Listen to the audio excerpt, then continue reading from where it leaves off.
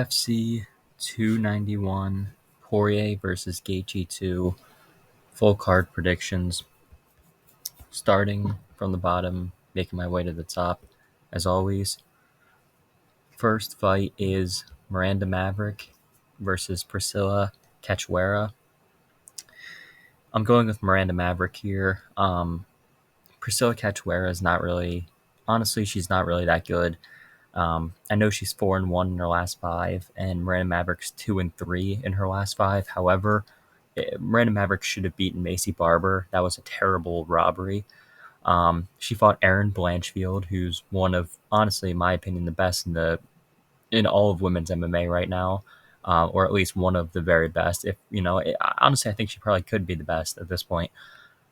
Sabina Mazo beat her, beat Shauna Young, and lost to Jasmine Jasudavicius, who was a tough stylistic matchup for her, who had good wrestling defense and better striking in that fight. Priscilla Cachoeira can't grapple to save her life. She has no takedown defense, no grappling instinct. It's just not there. She does have power, but that's the only spot where she beats Miranda Maverick in. I think Miranda Maverick's better everywhere besides pure power. So there is a very, very small chance that Priscilla finds a knockout. But if she doesn't find a knockout in the first round, I think Miranda Maverick is just going to take over and win this fight, most likely by decision using her wrestling. And I know, this is at elevation, but Miranda Maverick does train out of Colorado in elevation. So I don't think that'll be too much of a huge factor for her. If anything, I think it will hurt the side of Priscilla not being able to push the pace as hard as Miranda Maverick. So should be a clear win here for Maverick.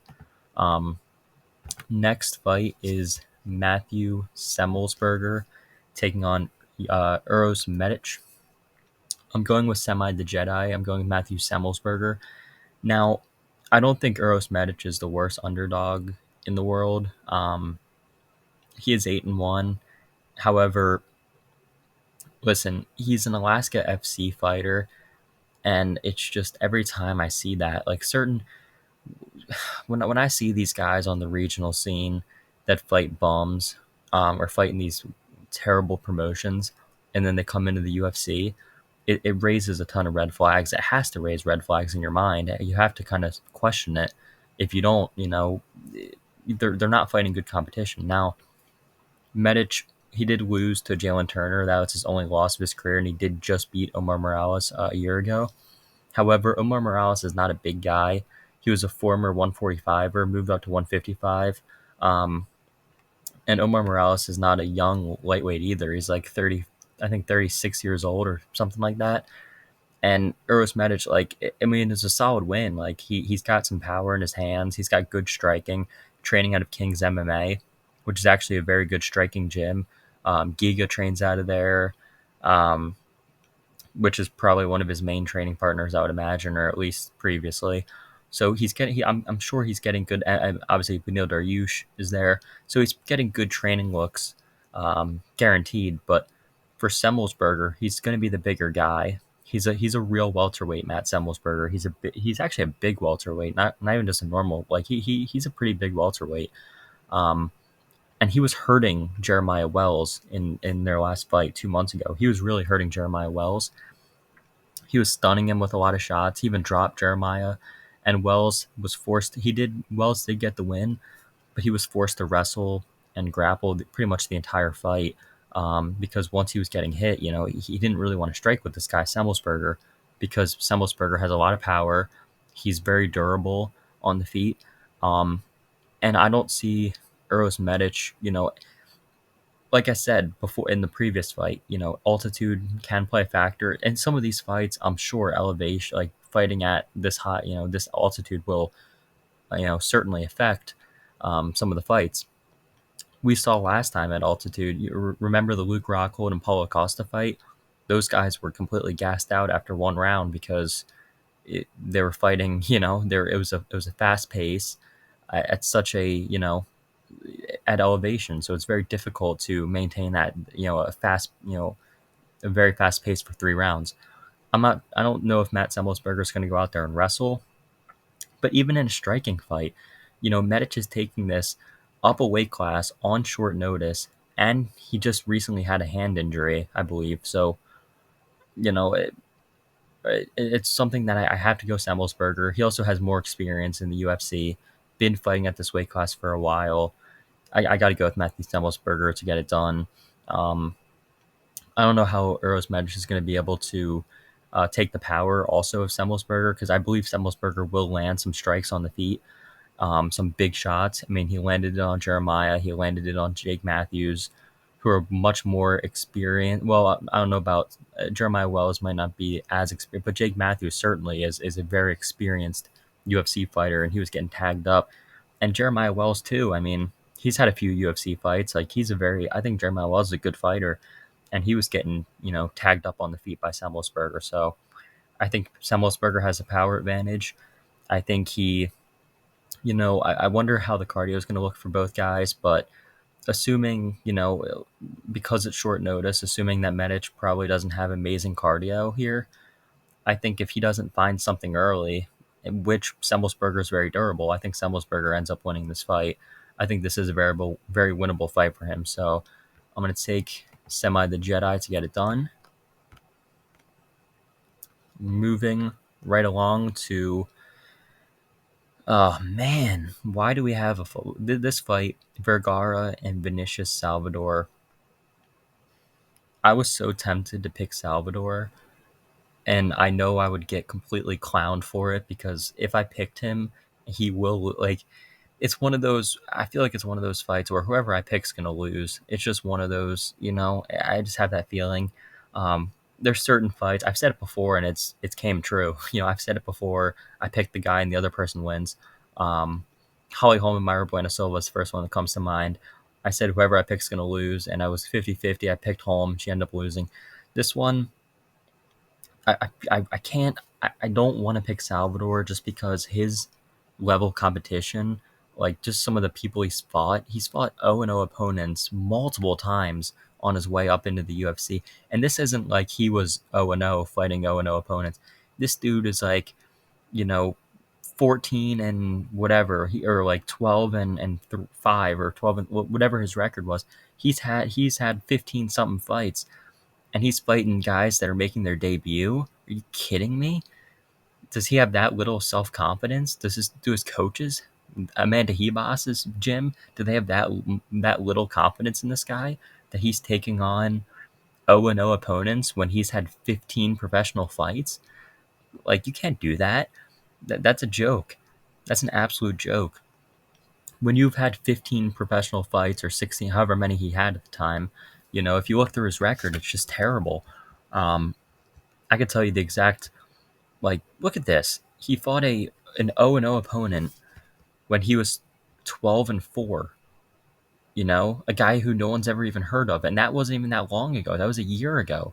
So I'm picking CJ Vergara right off the bat. I'll say that. I'm picking CJ Vergara.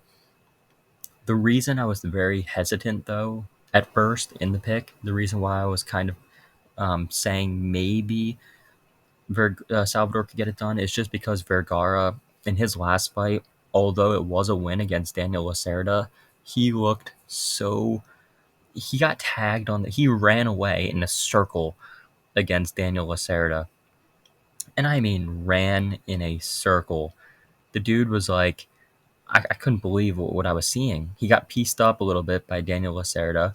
And I mean, Daniel Lacerda, he is a little bit dangerous. So I'll give him, to his credit, CJ Vergara did survive and ended up winning in the second round. But we all know Daniel Lacerda only has a round of cardio anyway. So it's not like Daniel Lacerda is going to push hard pace for 3 rounds. He has 1 round of cardio and then he's going to die. And that's what happened. CJ Vergara survived the early onslaught and then, ended up finishing him in the second round. Now, I believe Daniel Lacerda shot a bad takedown and, was on bottom and just covered up and ended up getting finished, is how I think that ended. But nonetheless, in this one against Salvador, what I see from Salvador is just I feel like he can make this a sloppy, I think this could be a very sloppy fight.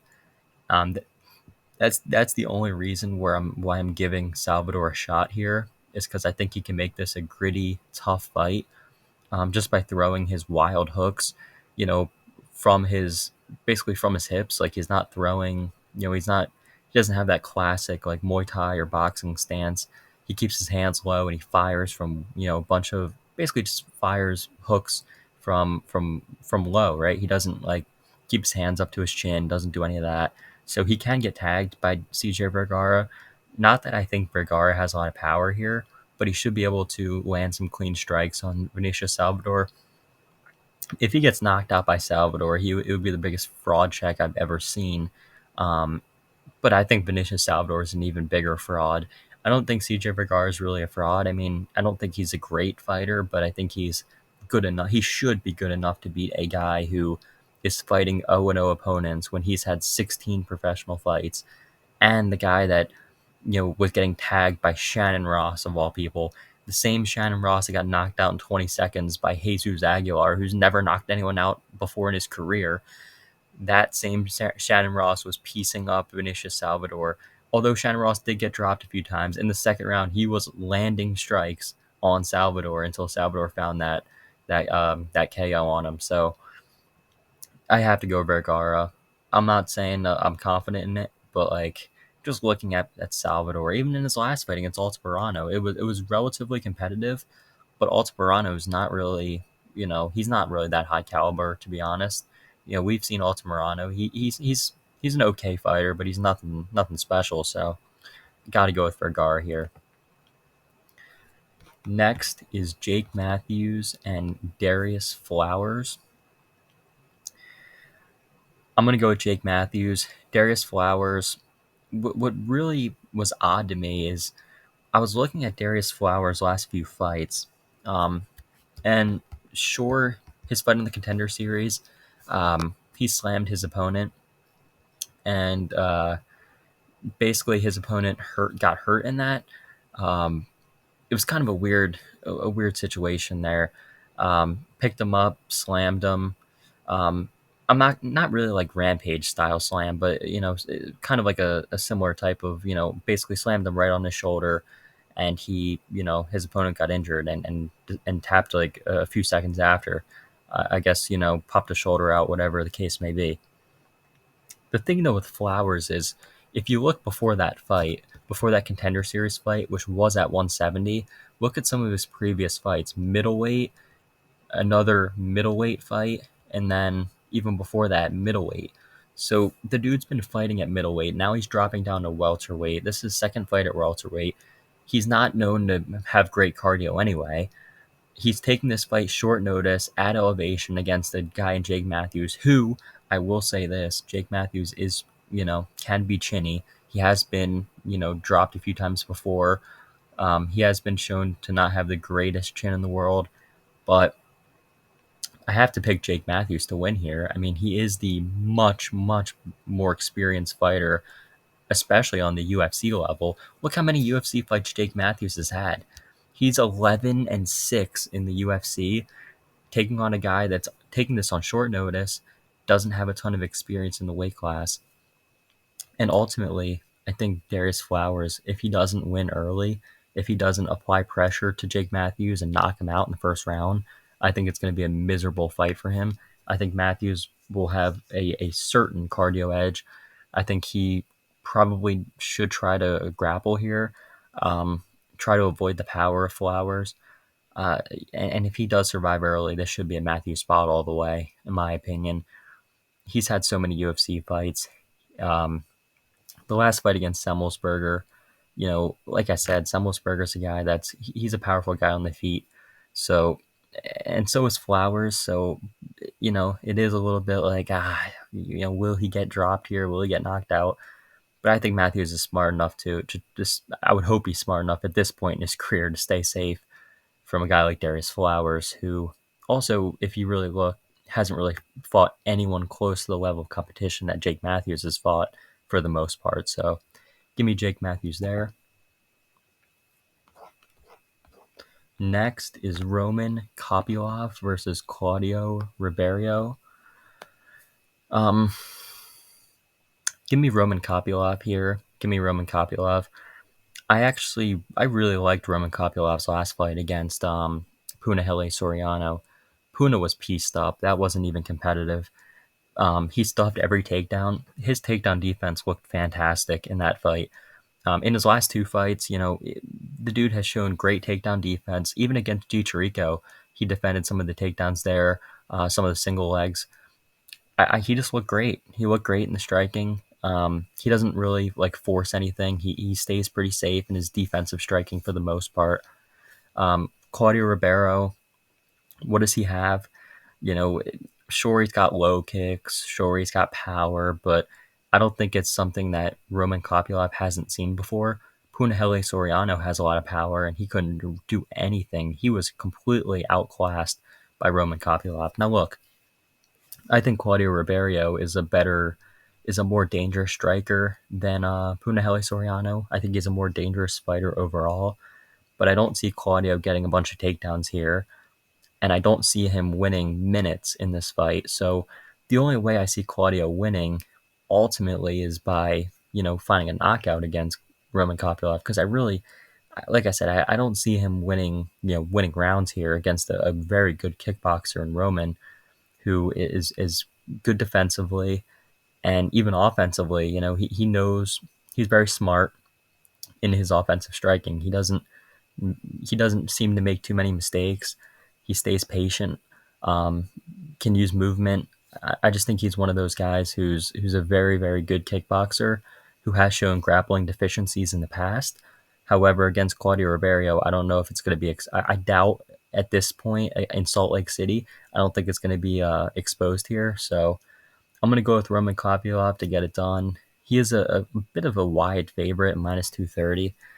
I'd say maybe that should be down like a minus 200 ish, but I still think Roman Kopylov should get it done, assuming he doesn't get knocked out, which, he's shown to have pretty good durability as well. I think Roman Kopylov definitely should win here, which brings us to Derek Lewis and Marcos Rogério de Lima. I'm going with Marcos Rogério de Lima. I think Derek Lewis is done. I do. I'm in the camp of Derek Lewis is he doesn't care. He just, the last few fights, I know he's fought good competition, okay? I get it. I know he's fought Sergey Spivak, Sergey Pavlovich, and Tai Tuivasa, and then Cyril Gahn a few fights before that. In between those losses, he beat Chris Daukaus, Chris Daukaus is chinny. I don't. Chris Daukaus has been knocked out, I think, 5 or 6 times in the UFC, or at least 3 times in the UFC so far. So he's known to be a little bit chinny. Um, Now, don't get me wrong. Derek Lewis has insane power. I'm not debating that. No one's debating that Derek Lewis has power. We all know he does. We all know he has one-punch knockout power. But that's all he has. That's all he has. Marcos Rogério de Lima is the better technical striker. He does have very good leg kicks, and he will use those leg kicks to chop the legs of Lewis. Well, he's going to hurt Lewis with those leg kicks, I believe. And in the grappling, if this fight does play out in the grappling, if Marcos Rogério de Lima decides to go out there in the first round and wrestle and try to take down Derek Lewis and does succeed, he's going to make Derek Lewis, he's going to beat him. He's going to beat Derek Lewis in the grappling. Derek Lewis is probably going to give up if this fight does hit the ground. He just seems like he doesn't want it as much anymore. He's not, like, even in this last fight, right, against Sergey Spivak, it just seemed like he was checked out mentally. It really did. It seemed like he was checked out mentally. He's had some health issues with like cutting weight and stuff as well recently. Like, just all the stuff with Derek Lewis, I just can't trust him. I know both these guys are old, 38 years old for both of them, but their career trajectories are on a different path. Derek Lewis is going downhill. He's about to retire. Could he find a knockout? Absolutely. Derek Lewis can knock out just about anybody in the world, and I wouldn't be surprised because it's Derek Lewis. But against Marcos Rogério de Lima, if he doesn't find the KO, he's not going to win. If he has one opportunity, and it's finding a highlight reel uppercut or a right hand. But besides that, he's not better technically. He's not a better grappler. I think everywhere De Lima's better. And even if the fight gets extended into the second and third round, it's not like Derek Lewis is gonna like pressure and put volume out there. He never puts volume out there. He's he all he is just he's gonna wait for you to try to make a mistake, and then he's just gonna try to fire like a big kill shot, and that's it. And I that's all he's got. And at this point, it's like I think he's done. I really think he's done. Marcos Rogerio de Lima trending in the opposite direction, despite being old. He's the same age as Lewis. He's getting up there, but he's at least won a few. He's 4-1 in his last five. If you look through his record, I mean, a lot of the losses he's had, he's only been knocked out once. A lot of the losses he's had is grappling losses. Stefan Struve, Alexander Romanov, Oven St. Preux. Like, if you look through Nikita Krylov in the past, like, he's lost some fights due to grappling, being submitted, but Derek Lewis isn't going to submit this guy. So my pick is Marcos Rogerio de Lima. Now, this is the headliner of the prelims. This is Trevin Giles versus Gabriel Bonfim. I know the other Bonfim brother, Ismail Bonfim, just lost last week, or it might have been 2 weeks ago at this point, to Benoit Saint Denis. I did not expect Benoit Saint Denis to look that good in that fight. He looked amazing. But I don't think, I think Gabriel Bonfim passes this test. Gabriel Bonfim, let's talk about him. Actually, I'll talk about Trevin Giles first. The last fight against Preston Parsons wasn't the most impressive fight. Listen, I don't rate Preston Parsons that highly. A lot of people do. A lot of people out there think Preston Parsons is like a good fight, like a really good fighter. I don't think he's anything special. I just don't. He's good. He's a good grappler, but I don't see anything in Preston Parsons that makes me think, wow, like this guy's amazing or he's a good prospect. To me, he's just an average. He's not a bad fighter. He's just an average guy. I don't see much in him that is like, oh, that's a really good win to have on your record. It's just it's a good win, but it's not a great win. As for Gabriel Bonfim, I actually think he had a better win. I think Munir Lazzez, that fight, his UFC debut, and he went out there and styled on Munir Lazzez. He basically made Munir Lazzez shoot a panic takedown and guillotined him in the first minute of the fight. And then in the fight before that, against Trey Waters, he was throwing bombs on the feet, shoots a takedown. Trey Waters catches him in a guillotine, and then he jumps over, and he actually finishes the Von Flue from half guard. So, like, this guy, Gabriel Bonfim, he's a good grappler, good striker. Trevin Giles, the more experienced UFC fighter. He's fought a lot of good UFC competition. Roman Dolidze, Dricus Du Plessis, Michael Morales. Those three are much better, in my opinion, than the last two fights he's had, which he's won. But yeah, I think this is a fight where Gabriel Bonfim shows that he's the prospect that is going to go out there and beat Trevin Giles. And if you look, Michael Morales and Dricus Du Plessis, those two at the time were, well, obviously Dricus is about to be fighting for the belt once he comes off of his injury, and Michael Morales is a young prospect in the welterweight division. I think Bonfim's fitting right in there as a welterweight prospect. I think he goes out there and wins this fight. I think he finishes Trevin Giles. I don't know if he's going to finish him early or maybe in the second or third round. This might be, I don't know if he's going to just get him out of there easily.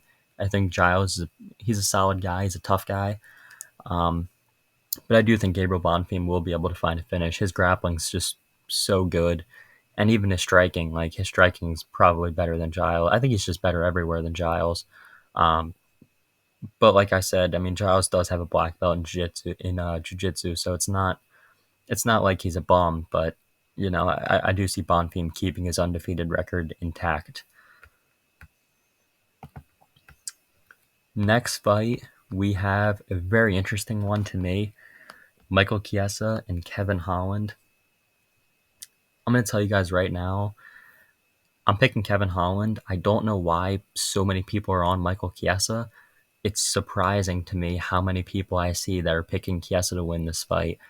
Now, this isn't, I get it's an underdog, and it's not the worst underdog in the world because he does have a path to victory, and Kevin Holland fights like an idiot. His fight IQ, almost all not almost always, but very often, he has just bad fight IQ, whether it be at middleweight when he would just lay on his back and start talking to like Dana or start talking to Habib and like instead of trying to work your way to your feet, instead of trying to do something, you start talking to Dana, you start talking to Habib, you start having conversations in the middle of the fight. I get that's what Kevin Holland, that's what he does. Like, he's a showman.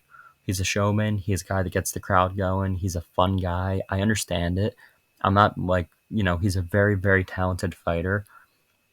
But like, if you're Kevin Holland, you want to win fights. You know what I mean? You want to win fights. You don't want to go out there and just, have fun and be that guy that always makes everyone laugh and everything, but you're losing. You don't want to do that. Against Wonder Boy, that's what he did. I'll get into the Wonder Boy fight a little bit more later, but that fight IQ was just terrible. Um, Before that was the Hamzat, not a terrible loss.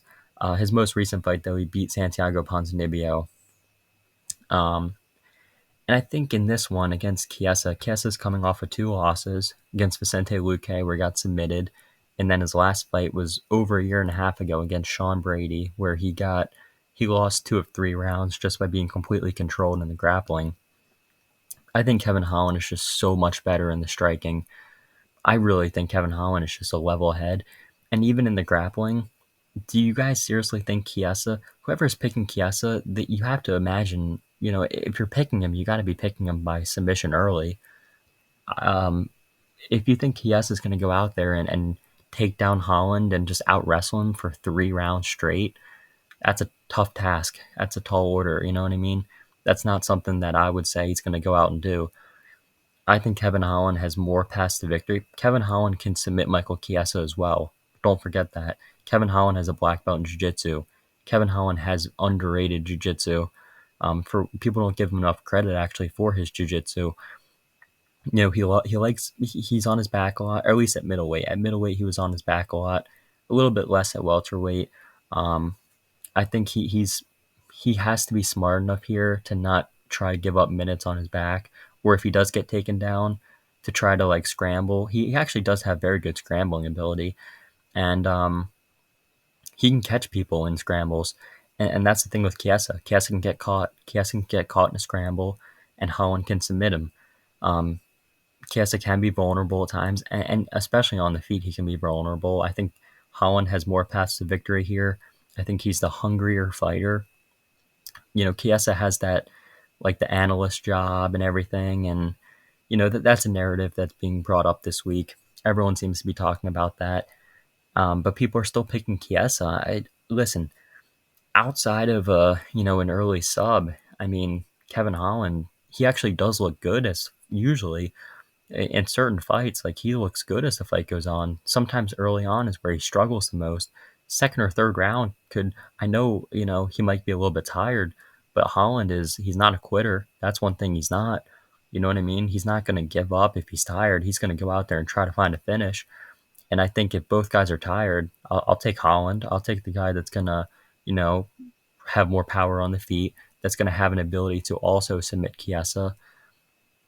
Yeah, I'm going with Kevin Holland here. I just don't see, outside of a first round sub for Chiesa, it's one of those where, is he going to push that wrestling, that grappling pace for 3 rounds? Do you think he's going to take the back of Kevin Holland and just control him? It's not something that I see happening. I really don't. So give me Kevin Holland here. That brings us to Tony Ferguson and Bobby Green. Look, I know Bobby Green. I'm going to go with Bobby Green. I know Bobby Green hasn't looked amazing in his last few fights. Bobby Green hasn't looked like, the very best, or even like a really top 15 level fighter, or especially top 10 level fighter, top 15 even. He's lost, he lost 2 in a row, and then he had that no contest against Jared Gordon because of the headbutt. The headbutt caused the knockout on Gordon. And then, before that got knocked out by Drew Dober, was beating Drew Dober though 6 months ago, was beating Drew Dober until he got, KO'd. And then that Islam Makhachev loss, no big deal. Islam Makhachev is, Islam's Islam. He's beaten everyone. So for Bobby Green, I just think he's even if he is towards the end of his career, he's not as washed as Tony.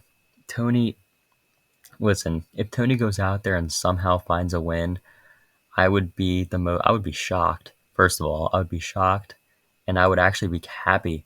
I would be happy to see Tony not take more damage, but I just see him getting pieced up in the striking. I see him getting pieced up in the boxing by Bobby Green. The one concern I have with Bobby Green is that how good will his cardio be if Tony Ferguson is pushing the pace at this kind of altitude? Not that I think Tony's going to look like the old Tony, because I don't think that's going to happen. But what if he is, trying to push the pace on Bobby Green, and it's getting into like the later rounds, and Tony's still there, and he's still pushing, and like who knows what will happen. It's just one of those though that Tony's lost 5 in a row. That Justin Gaethje fight was brutal. It was absolutely brutal. He was getting beat up the entire fight. He took so much damage in that one fight. He comes back and loses 2 in a row to Oliveira and Dariush. Gets out grappled with ease by both of them. Nearly gets submitted in both of them as well. Almost got his arm snapped by Oliveira, and then I believe Dariush caught him in like a nasty. I think it was a heel hook he caught him in, and he didn't tap to that. Then against Michael Chandler, we know what happened there. He got front kicked in the face. One of the most brutal knockouts in UFC history. Out cold. After winning the first round, after rocking Chandler, after looking really good early, he got front kicked and just starched. And then in his last fight, he looked beyond washed. It was one of the worst. Like, I was like, this is Tony Ferguson? This is not Tony Ferguson. Like, I didn't know what I was even watching. I thought Tony Ferguson, I was like, oh, he can win this fight. Nate Diaz is also pretty old. Like, this could be a Tony spot. And he goes out there and just looks like shit against an old Nate Diaz. It was a terrible look there. And he got submitted. He shot a takedown and, tapped immediately to the guillotine. I understand. I'm not going to be that guy that's like judging him for tapping to a guillotine, because I'm not. Like, I mean, there's no shame in tapping to a Nate Diaz guillotine. Nate Diaz has nasty guillotines, nasty triangles, nasty all jiu-jitsu basically. But at the end of the day, you're not tapping to an armbar that's from Charles Oliveira. You're not tapping to a heel hook from Beneil Dariush that can tear your knee apart. But you're tapping to a guillotine in like a second. It's weird. It's weird. Tony's just a weird guy. But in this case, Bobby Green, I would expect him to just go out there and outbox Tony and just be a level ahead at this point in his career. So Bobby Green is the pick for me. Featured fight of the night is Wonderboy versus Michel Pereira. I am shocked. I'll say this. I'm shocked to see how many people, 78% of people are picking Wonderboy. I'm picking Michel Pereira. I get Wonderboy is a very, very good striker. I get he's a better, technical, like, if this is a kickboxing fight at range, Wonderboy's just going to pick apart Michel Pereira. But here's the question I have. Wonderboy, he does throw a lot of like stylish kind of kicks. You know what I mean? Like not stylish. That's probably not the right word. Flashy. I guess flashy is a better word. He throws a lot of like flashy stuff. He'll throw like he'll throw like some spinning stuff, or he'll throw like some some crazy kicks and just stuff that you don't typically see from normal fighters. But then again, you also have that on the side of Michel Pereira. He does the same thing. He'll throw stuff that you typically don't see from your everyday fighter. You know what I mean? You don't typically see Michel Pereira, like, he's doing backflips in the cage and doing a bunch of weird stuff. But I think in this fight, Michel Pereira, I think he should control the chaos. Now, what I mean by that is his path to victory, I believe, here is controlled chaos, meaning if he goes out there and because Wonder Boy is a counter striker, right? Wonder Boy is not a pressure boxer. Wonder Boy is not a pressure striker in general. Wonder Boy, he does have, he's shown to have decent cardio, but he's not a guy that's going to go out there and push a 5 round hard pace, every single round going and going and going. He's a guy that will hang out. He'll wait for you to go, and then he'll try to go, and he'll try to time you and catch you coming in, stuff like that. For Michel Pereira, if he stays composed, he doesn't, gas out early, which is possible. But if he stays, if he can control his bursts, control the bursts of movement, control the bursts of his striking, I think he can actually have success against Wonder Boy. Because I don't expect Wonder Boy to always go first here because of the threat that Michel has as far as his power. Michel does have power, and he also can grapple a little bit if he has to. Wonder Boy has shown he can be out grappled, he can be out wrestled. Granted, he got out wrestled by Bilal Muhammad and Gilbert Burns, but I mean, Michel Pereira is 29 years old. Wonder Boy's 40, 40 and a half years old. There's an over 10 years younger Michel Pereira is than Wonder Boy. He also has power. He throws like wild stuff. I just see this being a fight where everyone's picking Wonder Boy, and I feel like it's one of those where it's not as cut and dry as everyone thinks it is. Michel Pereira, I really do think if he sticks to his game plan, he can win this fight. And I don't even think he has to he probably has to mix in a few takedowns or mix in some grappling, but it can be like a mostly striking fight, and he can still come out on top if he's just smart. If he stays composed and doesn't, let's say it's a low volume fight, right? Let's say neither guy are throwing a lot of output. It's very low volume. It's kind of like a staring contest, because both guys are a little bit tired. And let's say Michel Pereira at the end of the round, throws like a flying knee and throws like spinning elbow, like he starts throwing crazy stuff. And let's say he lands something on Wonder Boy, which is definitely possible because Wonder Boy has been rocked in his last fight against Kevin Holland. Despite Holland, he beat Holland. Holland broke his hand in that fight. A lot of people don't mention that. Holland broke his hand early, and Holland was compromised. In the first round, when Holland wasn't compromised, Holland, wobbled him and, hurt him on the feet. And even when Holland had his, broken hand, he had Wonder Boy on the ground and decided to let him back up. Michel Pereira is not going to let Wonder Boy back to his feet. I'm telling you that right now. Michel Pereira is not dumb enough to let Wonder Boy back up if he gets him to the ground. So I just think, as much as people say Michel Pereira has no fight IQ, I think he has better fight IQ than people give him credit for.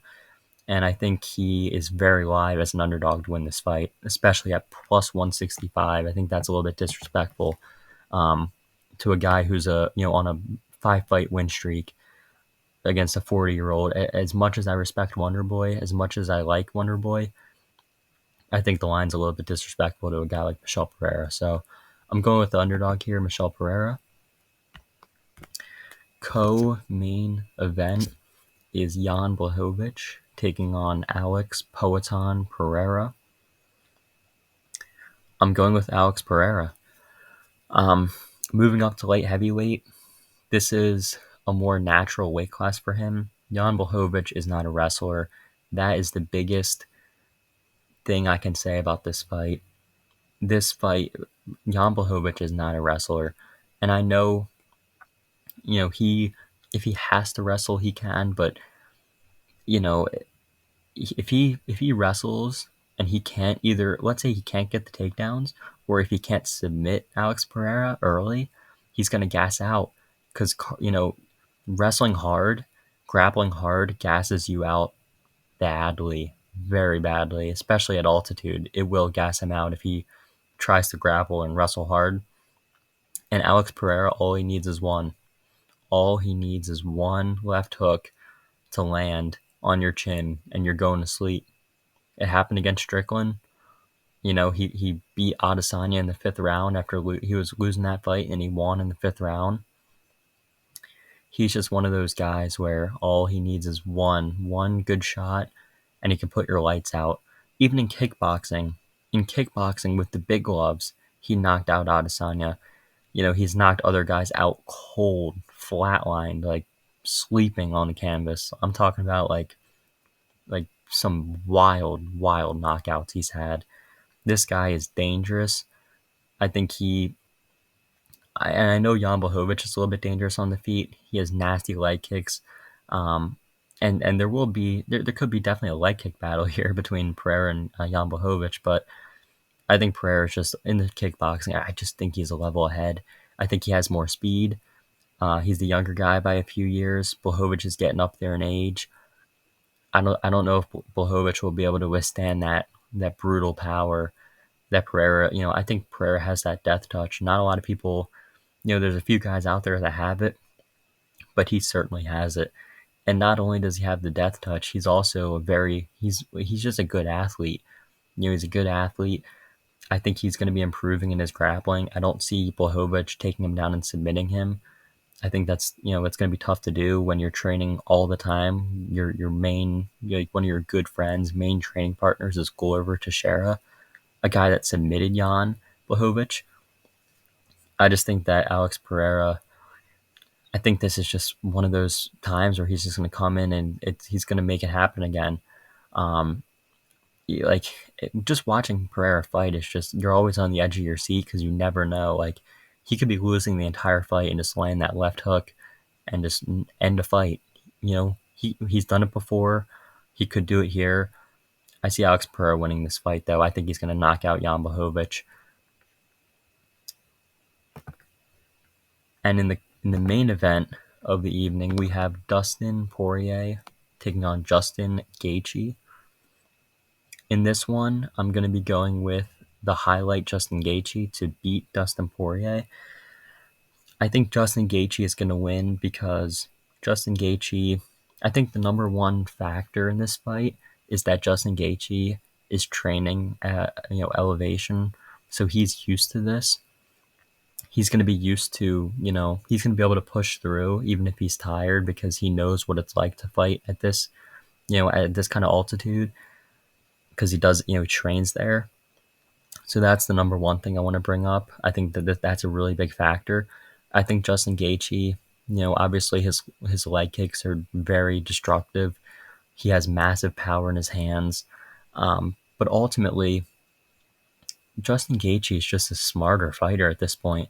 He's not the same guy. Everyone thinks he's the same guy. He's always the same old Justin Gaethje as he was, in the first fight. No, not even close. Not at all. His last fight against Fiziev, that was excellent. And Rafael Fiziev is a very talented striker, and he went out there and beat him. Showed that he still got it. Dustin Poirier, I have to question his motivation in the game as well. As much as I love him, because both of these guys are awesome. Let's be honest, both of these guys are fantastic. They're legends of the game. I got nothing but respect for both of them. But how much does Dustin want it? He had the McGregor fights. He's got all the money. He's got what he needs. You know what I mean?